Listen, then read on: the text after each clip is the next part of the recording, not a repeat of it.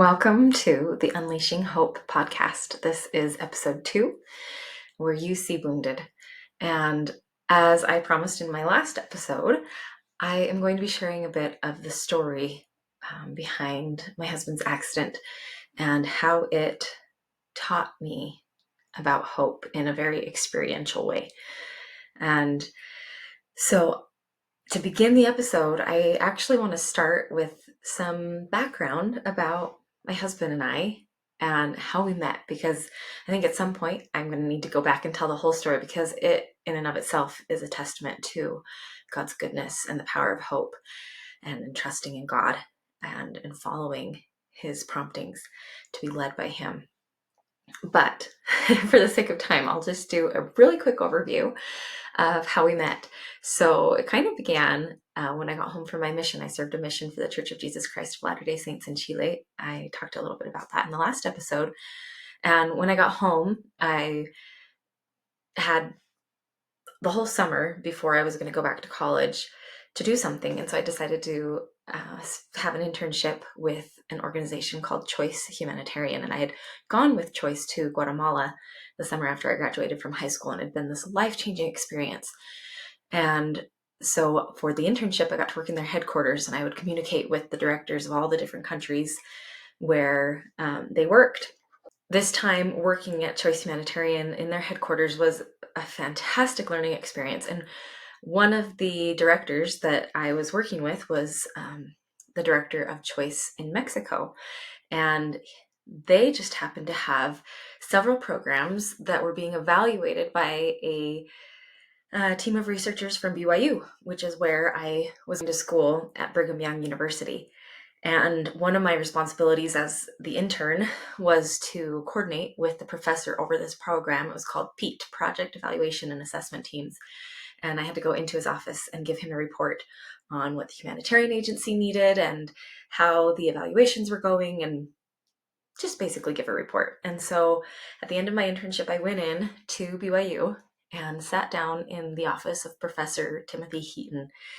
And I gave him the whole report, talked to him about the needs of Choice Humanitarian and how the evaluations had been going. And at the end, I said, now this is just a personal thing, but I am fascinated with your program, and it's not in my major, and it's not run by anything that I'm related to, but I would love to do research like this. I would love to go evaluate a humanitarian organization and see how effective they are. And I said, but my real passion is in education and understanding the role of education in the development of nations. And I'll never forget, Professor Heaton just turned to his desk and grabbed this huge stack of papers, and he said, my colleague and I are studying dropout rates in rural communities in Mexico. Why don't you go through our research and find your own questions, and we'll send you to Mexico to research them? And I was like, what? It was just this amazing opportunity that fell literally into my lap, or was handed to me from God, because there was something I needed to do and someone I needed to find in Mexico. And so I eventually did go to Mexico and got to do over 100 interviews with the villagers. We interviewed the villagers from multiple communities, and we sat in the home of every single family within these communities, and we got to interview them and ask them all these questions. And it was just this fascinating experience. And as part of that, I had a research team. So Selena and Abby were my research partners. And as we were preparing the semester before we left, Abby had already been down to Mexico the year prior, and she got news that somebody was going to be there who she had known, and his name was Beto. And she said, Beto's going to be there? No way. She was just so excited. And I was like, how can a person be that cool that she's that excited that she's going to see him? And so I'd heard about this Beto and that he was a really cool guy. He had done an internship with Choice in 2010, and he lived in the communities for 6 months. He was a veterinary student and was teaching the villagers how to improve the sanitation of their animals and livestock and increase the milk production of their goats and all these things. And so he had worked with Choice, and then he would come back and he would help with these humanitarian trips that would go down, and he'd coordinate the food and all of that. And so while we were there for 3 months doing our research and living in these communities. But there was an Engineers Without Borders group that went down from Utah State University, and a study abroad group from BYU that went down to do humanitarian work. And so Beto showed up a couple weeks after we did, and he started to coordinate and get the projects ready and all these things. And we began to become friends. And I thought he was really cute, and he was really funny and a tease. But he was also just one of the most Christ-like people I'd ever met. He was a sincere disciple of Christ. All of his music spoke of God, and the way that he treated people with such love and respect and kindness, I was just blown away by this guy. And so while we were there, we worked on several projects. One of the things that the community wanted to do was build a Catholic church in their community. They felt that would be a really important project. And so we were helping get that ready. They were also building cisterns and showers and different stuff. And in between those projects and my research, we also started to fall in love. And we went on a romantic horse ride, and it began to rain, which was so exciting because they'd been experiencing a drought, and this was the first rain that they'd had. And we also got to go with the study abroad group to some of the more touristy sites and see Teotihuacan and the museums and all that. And in all of that, we began to fall in love. And I'll save more of that story for later, but it was an amazing experience. And one of the big things was that Beto was not a member of the Church of Jesus Christ of Latter-day Saints. He loved God, and he was an evangelical Christian and very faithful and devoted. But for me, it was important to share my beliefs with him. And so I did. And it was in this kitchen that we first sat down and talked about the Book of Mormon and about the restoration of the Church of Jesus Christ. And he told me that night, he said, I'm going to have to pray about it, but I'm going to read the Book of Mormon. And I was like, you already know how this works. You know how God speaks to us. And after that first discussion about my beliefs and about the Book of Mormon, then we had our first kiss, and just a happy time. And he went to church with us a few times, and we even went to the temple grounds, and he studied, and we would talk over. Eventually he had to go home and was no longer working on, these expeditions that came down, and we continued to research in the communities where we didn't have internet. So only on the weekends we would connect. We'd either meet up in person or we would Skype. It was Skype back in the day. And I would teach him more about the church, and he would read the Book of Mormon, and we'd answer all his questions. And he had so many questions, and it was so exciting. And then eventually I had to go home back to Utah because my research had ended, and he was contracted by choice to work for them at their offices full time. And so he moved out of his home, and that was when he began to really study with the missionaries of the church. And one day on one of our many Skype calls, he told me, the missionaries asked me if you weren't part of the picture, if you weren't involved, or if me being a member of the church, was influencing our relationship, if none of that were in the picture, would I still believe that this is true? And he's like, as soon as they asked me that question, I knew the answer, that I knew this was true, and I couldn't go back to believing anything different. And so he said, I'm going to get baptized. And so he was baptized. In this picture is Juan, who is the director of choice in Mexico, who I had been coordinating with all those years before. They were really close friends. And so he was able to baptize Beto in September 2012. And then a few months later, he surprised me dressed up as a pirate, which is a whole other story. But it has a lot of meaning, and asked me to marry him. And I said yes, and we were married the following year in September 2013. And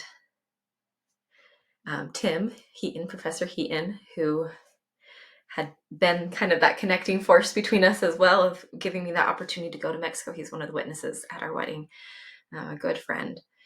And this is just a picture of my handsome husband on our wedding day. Isn't he just handsome? I love him so much. And then after we got married, we moved to Mexico because Beto is a veterinarian in Mexico. We wanted him to have the opportunity to practice as a vet. And so he and his brother, who handled all the business side and the dog training and all those things, they started a veterinary clinic in Mexico. And Beto started off doing the dog grooming. He eventually hired that out and did a lot of surgeries. And in the beginning, I got to be his assistant and help him with the surgeries. And eventually the business grew enough that he could hire someone other than his wife to be his veterinary assistant.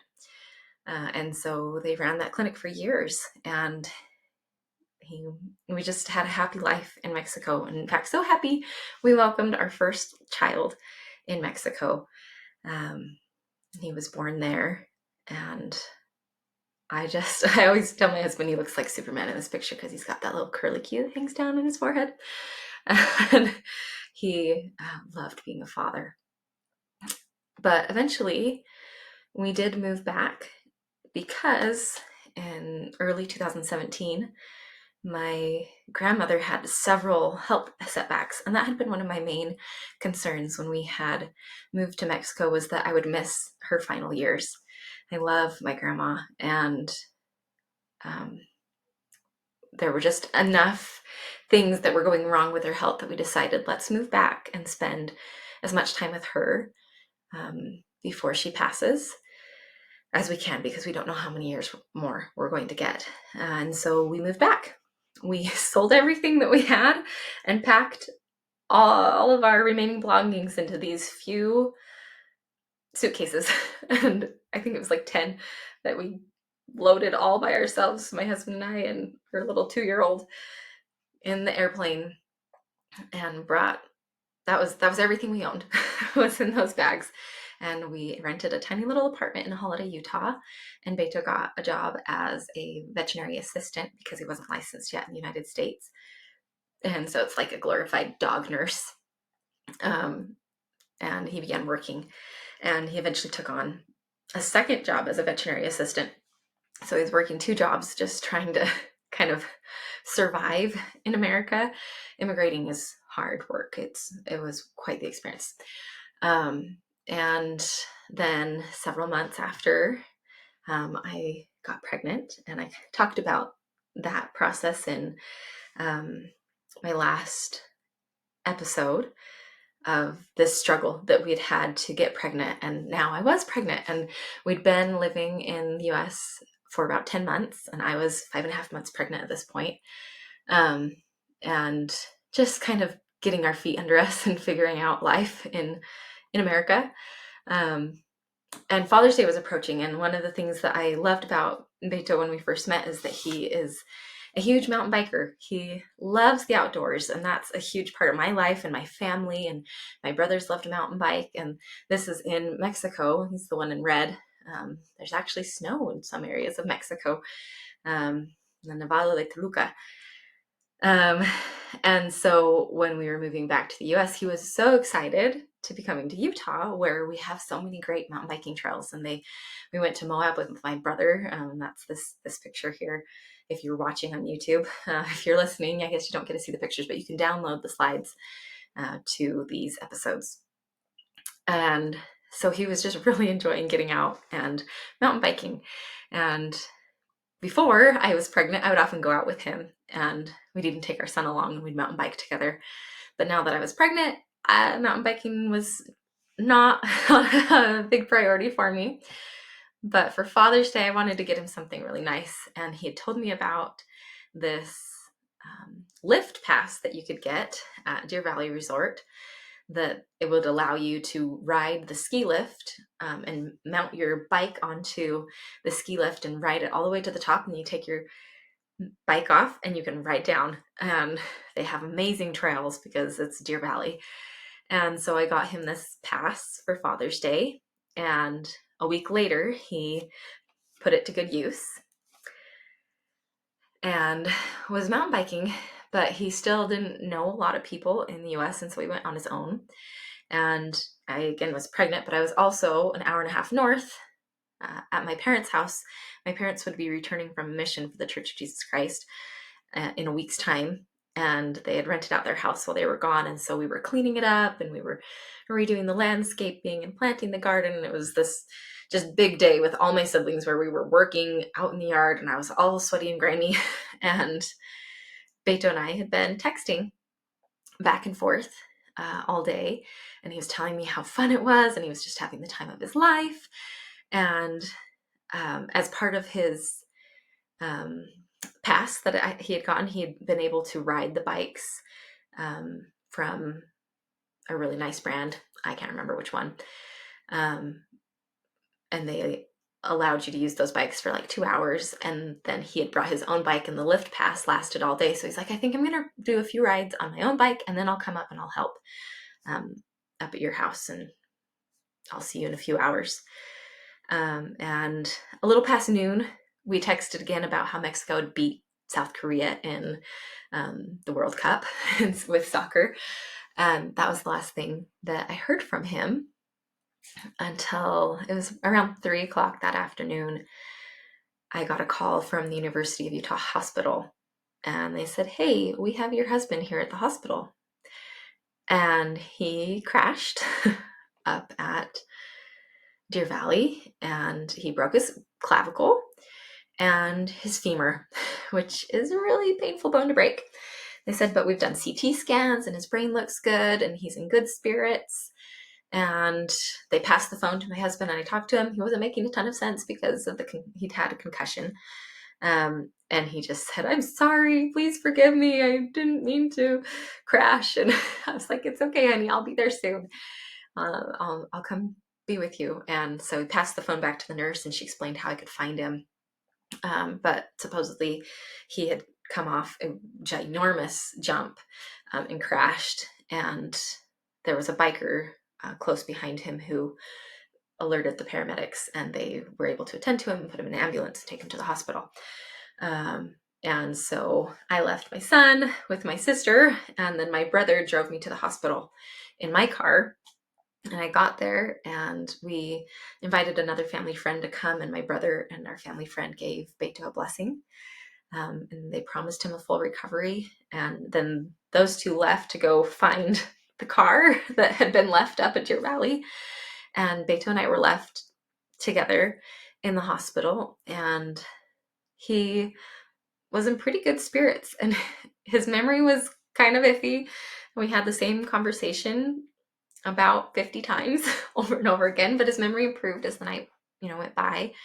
And it was essentially, a couple broken bones. And yeah, the femur was really painful, but we're like, okay, we're going to get through this. This is fine.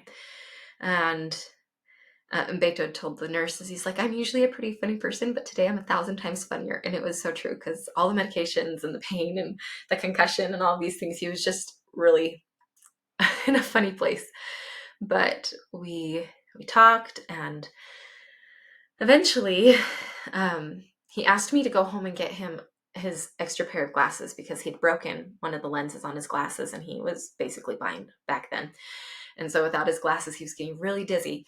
And so he just begged and begged. And so finally around like 10 o'clock, I was like, okay, well, I don't want to leave you, but the doctors say you're good to go.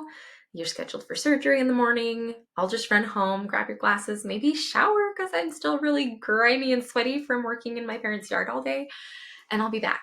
And so that's what I did. I ran home, and I grabbed some food and brought that back to Beto. And I remember feeding him spaghetti in his hospital bed, and he was so grateful. But really, it was just this kind of like normal thing that was going on, of like as normal as a hospital trip can be.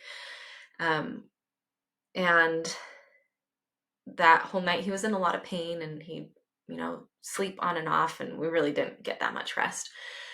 And around like 6 a.m., the doctors came in to check on him again, and they said, okay, we're prepping you for surgery in a few hours.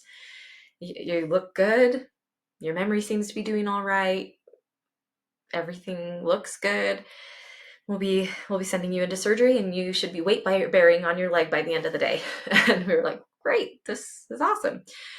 And then Victor was really tired again because he hadn't slept most of the night, and so tried to let him get some more sleep. And close to 8, I got a picture from my brother of our son eating breakfast at his house, and I showed that to Beto, and he didn't say anything, and he seemed pretty tired. But looking back, I can kind of tell something was a little off at that point. But he just seemed really groggy and really tired. And so I was like, honey, you just go back to sleep. You get some rest. Like, you've got a big surgery coming up and you've been through a lot. And then I took a few phone calls out in the hallway, and I came back in, and Beto seemed really tired and was kind of moaning. And I decided I brought some makeup with me when I'd run home, because our house is only 15-20 minutes away from the hospital. And I remember I was standing at the sink trying to look presentable after like a night of no sleep. And Beto's breathing suddenly changed. And it was like he was just struggling from fighting to breathe. Just this. And I look over and his hands are clenching his sheets, and they're like turned inward. And his eyes are only half open and kind of glazed over. And I went over and I was like, Beto, I'm trying to get his attention. And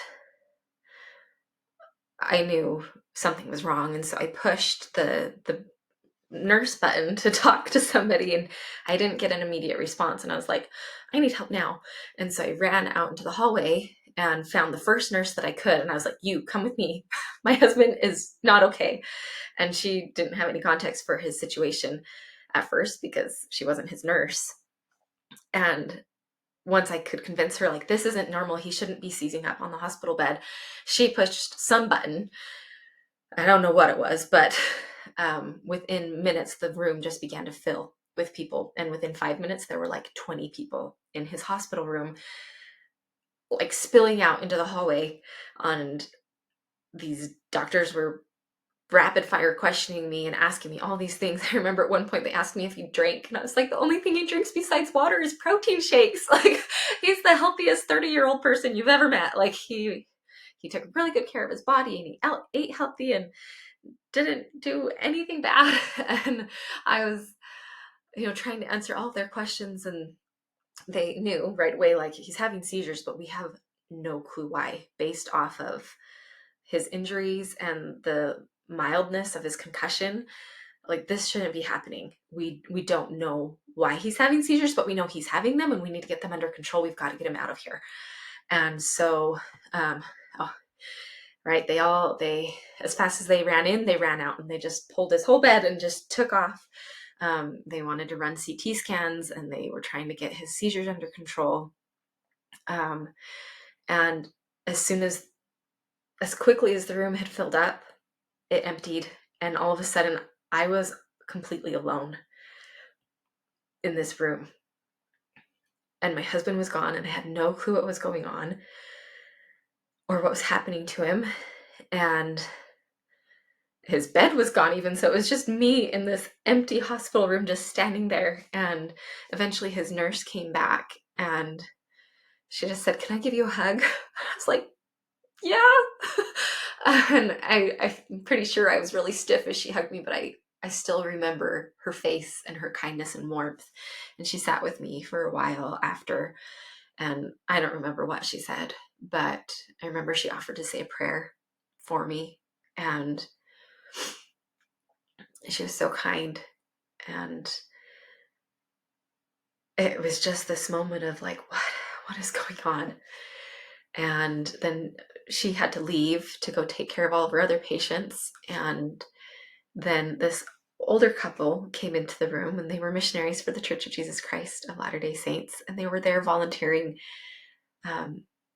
to offer the sacrament to patients. And I was like, oh, it's Sunday. Yes, please. And after explaining to them why I was sitting alone in this empty hospital room, and they gave sacramental prayers, and I was able to take the sacrament. And it was just this surreal moment of the craziness of what had just happened and my husband just being taken away, and then having this opportunity to remember my covenants with God through taking the sacrament. And it kind of grounded me of like, okay, I'm not alone in this. God's got me. But I sat alone in that hospital room for quite a while after that. And I know I was messaging family and all of those things, but eventually his nurse came back and she said, all the CT scans came back clean.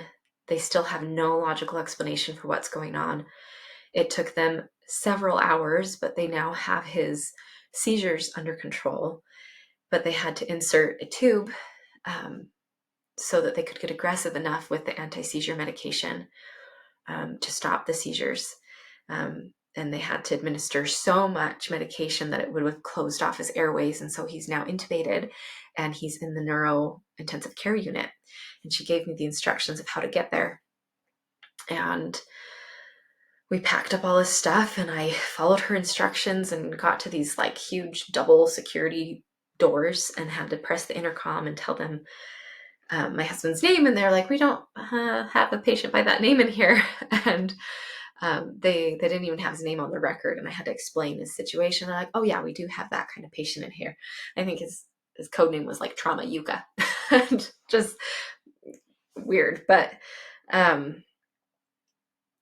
eventually passed through those double doors and then another set of double doors, and I walked into the neuro ICU, and it was eerily quiet and this really solemn, serious feeling. And I'd walk past room after room of patients in critical condition and their family members gathered around their beds, very somber.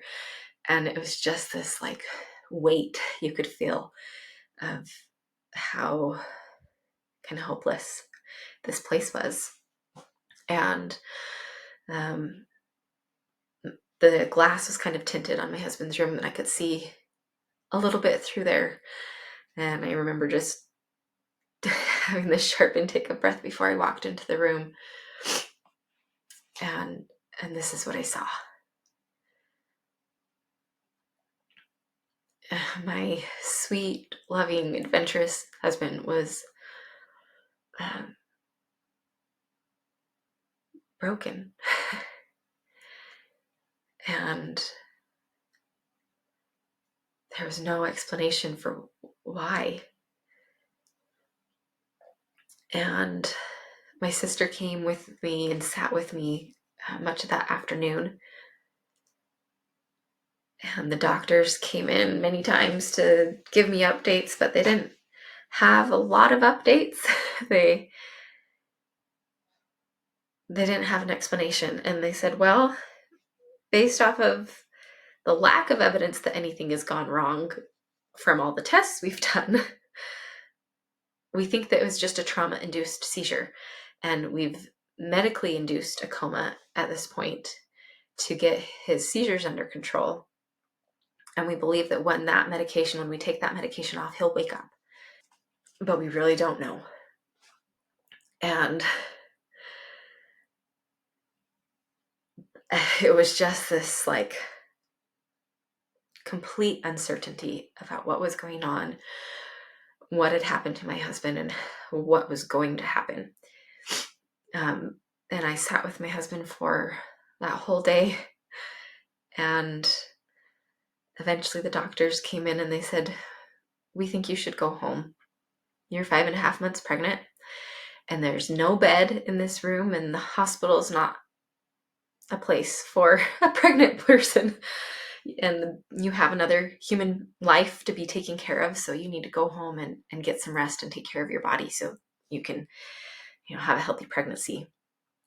And it was one of the most heart-wrenching things to leave his side, not knowing anything except that he was completely broken. Broken bones and wires coming off of his head and big monitors tracking everything and tubes down his throat and IVs and the weight traction machine. And He didn't look like he was in a good place. And I thought, how could I leave my husband in this condition?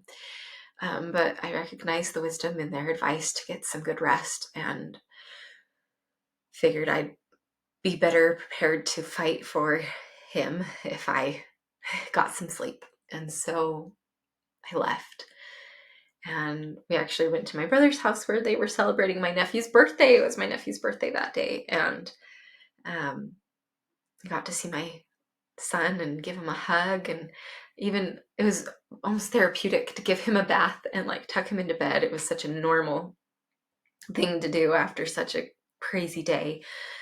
But there wasn't anywhere for me to sleep at my brother's house. And so my sister lived about 10 minutes away, and she offered me somewhere to sleep at her house because I didn't want to go back to my apartment and sleep all by myself. And so I got in the car and was driving from my brother's house to my sister's house. And it was a very short drive. But I turned on the radio, and the only thing that felt good to listen to, and it was a Sunday, was K-Love, the Christian radio station. And that became the only radio station I would listen to throughout this whole ordeal, because nothing else gave me the comfort and peace that this music did. And I was listening and driving, and then a song came on that I had never heard before. And in fact, I only heard it 2, maybe 3 times again after this moment. And I know it was a direct message from my Heavenly Father to me in this moment. And I want to share the lyrics of this song with you and walk you through not just what I was feeling, but the doctrine that I was understanding from this song and the message of hope that came through so loud and clear that it stayed with me and has stayed with me even till now. So it's a song by Matthew West called Mended. It says, "How many times can one heart break? It was never supposed to be this way. Look in the mirror, but you find someone you never thought you'd be. Oh, but I still recognize the one I love in your tear-stained eyes. I know you might not see it now, so lift your eyes to me. When you see broken beyond repair, I see healing beyond belief. When you see too far gone, I see one step away from home. When you see nothing but damaged goods, I see something good in the making. I'm not finished yet. When you see wounded, I see mended." And I'm going to pause the lyrics there because I want to talk about what's going on in this song and how it relates to the science of hope. And remember, at this point in time, I actually had not been introduced to the science of hope. I was studying the gospel of hope, and there's enough overlap between them that the principles that I understood connected with this. And so in the science of hope, you have a goal, or from the gospel perspective, a promise that God has given. And that's one component of hope. The other is that you have to have a pathway to that goal. You have to have a way power, a way to get to the goal. If there's no way to achieve the goal, then you can't have hope to achieve it. And so there has to be a pathway. And then there's agency or willpower, this desire and power to actually do the things that are going to get you to your goal. And that is the science of hope, or hope theory, really quickly summarized. But what I understood at this point was the pathway and the promise.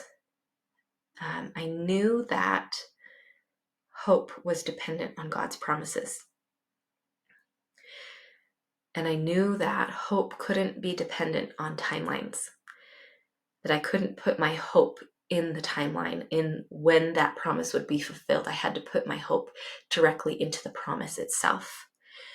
And so when I heard this song, if you're watching on YouTube, you can see this line here.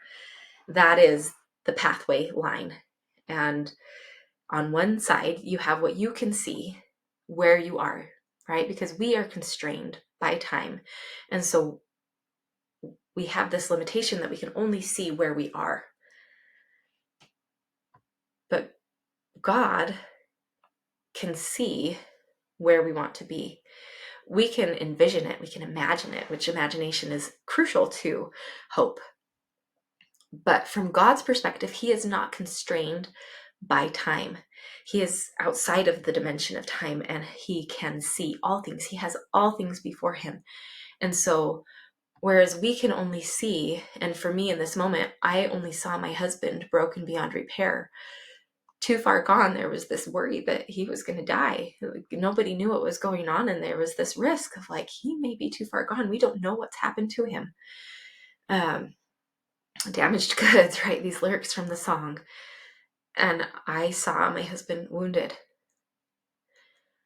But the promise that I was receiving through this song was the promise of what God could see. He said, I know you can't see it right now, so lift your eyes to me. I see healing beyond belief. I see one step away from home. I see something good in the making. I see your husband mended. And it was this new perspective for me in this moment of like, God literally sees Beto healed. From his perspective, he is mended. And I am constrained by time. And so, yes, I see him wounded right now, but I can trust in this promise that he will be mended. And because of the constraints of time, I have to go through a process, right? I have to go through the pathway to get to that promise. But that doesn't mean that the promise isn't sure, that it isn't going to come about. I can lift my eyes to God and know and see as he sees that my husband is healed. And am I willing to go through the pathway to that promise? Well, this is what I saw. And this is what God saw. I saw broken beyond repair, but God saw healing beyond belief, and I had to choose. What am I going to put my trust in? Only what I can see and only what the doctors are going to tell me, or am I going to trust a God who is promising me that my husband is going to be okay? And then the words continued. It says, you see your worst mistake, but I see the price I paid. There's nothing you could ever do to lose what grace has won. So hold on, it's not the end. No, this is where love's work begins. I'm making all things new, and I will make a miracle of you. I remember hearing that last line and just being like, oh, this is like line by line promises that God is making to me. And so, again, going back to that beginning of the pathway to the end of the pathway where the promise is, at the beginning of the path, we see where we are. And in this case, we see your worst mistake, right? This crash, whatever mistake my husband made coming off of that jump that led to this accident, that's the worst mistake, right? But God sees the price he paid. He sees that this is an opportunity to make all things new. He sees a miracle in the making. And I loved the line that says, there's nothing you could ever do to lose what grace has won. And this is the powerful thing about this intertwining of the science and the gospel of hope, that from the scientific perspective, we understand that you cannot have hope without a pathway. And from the gospel perspective, God says, you know what? I've got the pathway covered. I paid the price for the path to be open to you. There's nothing you could ever do to lose what grace has won. Christ has already won, right? He says, be of good cheer. I have overcome the world. He's already won. And so what are we still doing here? If he's already won, why are we fighting a battle? It's already won. And God says, This path is sure. And where you are versus where you want to be, the path to that is as sure can be. So hold on. It's not the end, right? You are at the beginning of the path, but you know that this path will lead to the promise. So hold on. Stay on the path. Move forward. Be willing to go through this. Whatever comes ahead, go through it, knowing what is on the other side. And then he says, this is where love's work begins. And for me, it was like, this is where the rubber meets the road. This is where my beliefs are no longer just theory. This is where I put into practice my trust and my hope and my faith and my resilience and my dedication and my charity. This is where everything becomes a reality of, you are going to get through this hard thing because God is real, and because the things that he teaches you about how to go through hard things and how to follow him work. And I remember during this time just wanting to like go tell all of the youth of the world of like, you are going to need this. Like, you're learning about these concepts that seem maybe a little abstract, but I promise there's going to be a day when you are going to need this gospel, the perspective it gives, the tools it gives you, the hope that it gives you. This moment when everything seems dark, when the uncertainty is off the charts and there are no answers and all you see is your husband broken and maybe dying. This is where love's work begins. This is where God really begins to work in you. And then the song kept going. He says, I see my child, my beloved, the new creation you are becoming. And then this next line, I just, it was like the song was written for us. It says, you see the scars from when you fell, but I see the stories they will tell. And Beto literally fell and had so many scars. And God was saying, I'm going to make good things come from this. You will have stories to tell, to witness of me and my goodness. And then the lyrics continue. He says, you see worthless, but I see priceless. You see pain, but I see a purpose. You see unworthy, undeserving, but I see you through eyes of mercy. And again, going back to this model of pathways and promises of where we are versus the promise and where we want to be, right? These lyrics, he's saying throughout this whole process, no matter where you are on this continuum, on this pathway, whether you are broken or you are mended or anywhere in between, I see you as my child, my beloved. And you may see the scars from when you fell, but I see the stories they will tell. Again, this contrast between what we can see and what God sees from this bigger perspective. We see worthless. He sees priceless. We see pain. He sees a purpose. We see unworthy and undeserving, but God always sees us through eyes of mercy. And I know I'm telling my story, but I want you to put yourself here and think about the times when you have felt too scarred, too far gone, worthless, when you've been consumed by pain, when you feel unworthy and undeserving, when you feel hopeless, when you feel you are in the dark. And understand that from God's perspective, if you choose to walk the pathway that he has given you, you are healed. You are mended. And I don't know if I'm conveying it well enough here of this surety I felt hearing this song and the utter contrast between what my physical eyes could see and what looking through God's eyes allowed me to see. But I knew in this moment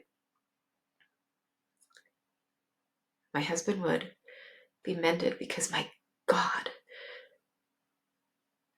could see him mended. And now there's a really important component in all of this, that yes, God could see my husband mended. My physical eyes couldn't see that. My spiritual eyes could. But I still needed to go through the process of my husband's healing. My husband still needed to go through the healing process. And it goes back to that question of like, Christ already won, so what are we still doing here? And it's because there's something about going through hard things that leads us to become and to fulfill the very promises that God has given us. Right? The God of the universe, he could have created this world any way that he wanted to, but he created the constraints of time. He gave us the gift of time, right? This all-knowing being understood that we would need time. And so this, just recently I learned, I'd always wondered, because it talks about like the separation of day and night, and then it talks about the creation of the sun, moon, and stars later in the creation story. And I've always wondered, like, well, what's going on? Why does it talk about it twice? And I was recently listening to a podcast where they talked about this and said, this isn't the creation of the sun, right? Because that comes later. This is the creation of time. One of the very first things that God does in the creation story is create time. So I'm going to read to you from Genesis chapter 1, verses 1 through 5. I'll skip verse 2. You can read it on your own. But it says, in the beginning, God created the heaven and the earth. And God said, let there be light. And there was light. And God saw the light that it was good. And God divided the light from the darkness. And God called the light day, and the darkness he called night. And the evening and the morning were the first day. This is the first introduction of time, right? And so this podcast I was listening to was arguing for this aspect of like, this is the very first thing God did. He created time. Why? Because we need time. If we are to experience life, if one of the great purposes of this life is to gain experience, to gain knowledge, we need time. We need the limitations and the constructs of time to allow us to go through and experience things. And so God created time. And I'm now going to read from Alma in the Book of Mormon. And when I had read these verses in the past, I'd almost looked at them as like God punishing us. And the more and more I learn about God, the less I see him as a punishing God, and the more I see him as a loving God.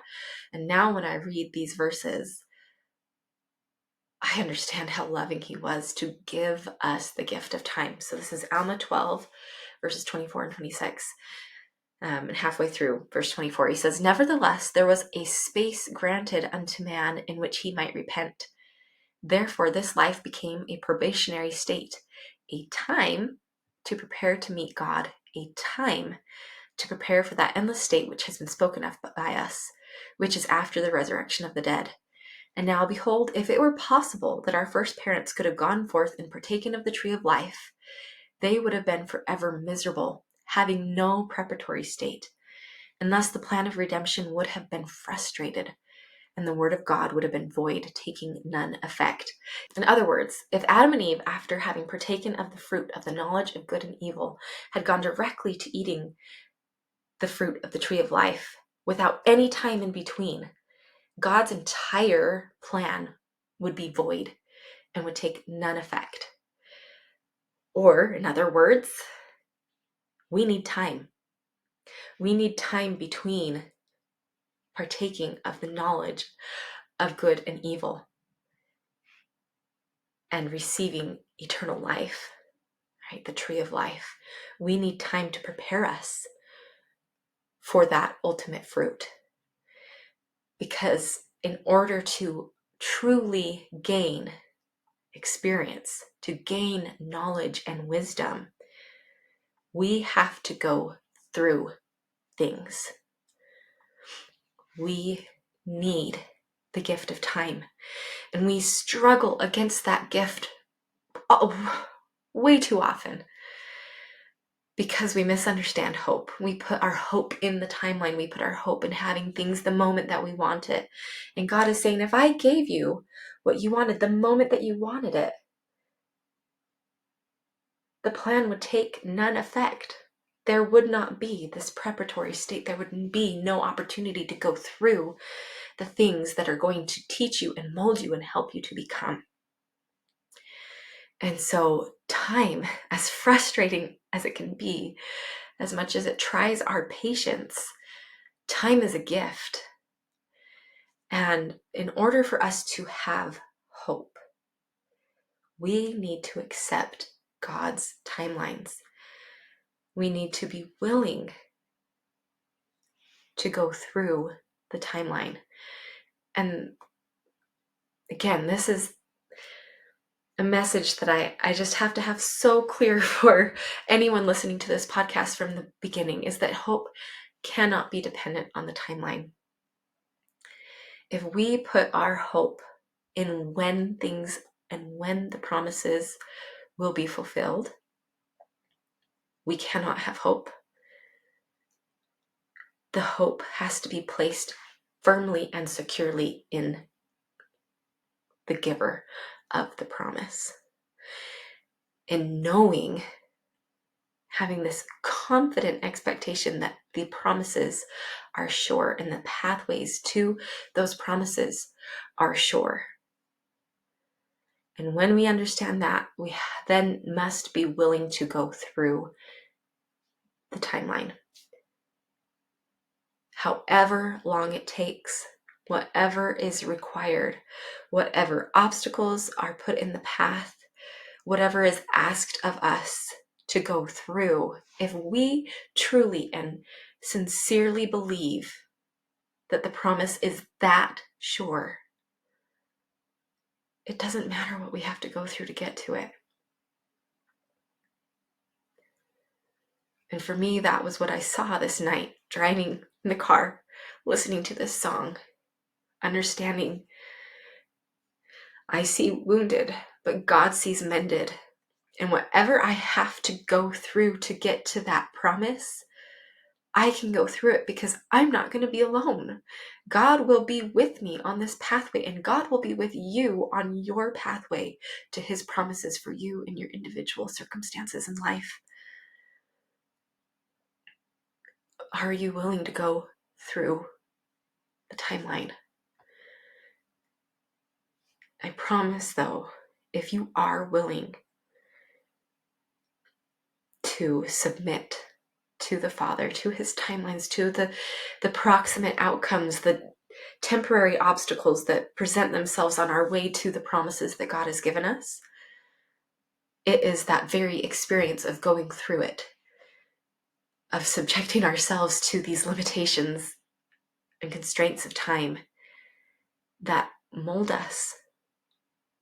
If we go through them with this willing heart, with our eyes single to the glory of God, singularly focused on his promises and trusting how sure those promises are, if we do that, something happens to us as we go through the experiences that life gives us. Because it is only by going through hard things that we become who God knows we can be. It is that very process of going through that brings the promise into fulfillment. The healing comes from the suffering. It comes from going through. the processes that God has put into place. And so we need to hold on and not give up. We need to trust that the God who knows all gave us time. He gave us a preparatory state to prepare to meet him. And this knowledge of good and evil, the experience that this life gives us, requires time. And it requires us to go through fire. But we are not alone in the fire. And as I'll talk about more in my next episode, as the doctors had hoped, Beto didn't wake up when the medication wore off. When they pulled him out of the medically induced coma, the real coma persisted. And we still had zero answers about what was going on. But at that point, I had received this promise that my husband would be mended. And that hope burned like a fire that took me through the fire of what was to come next.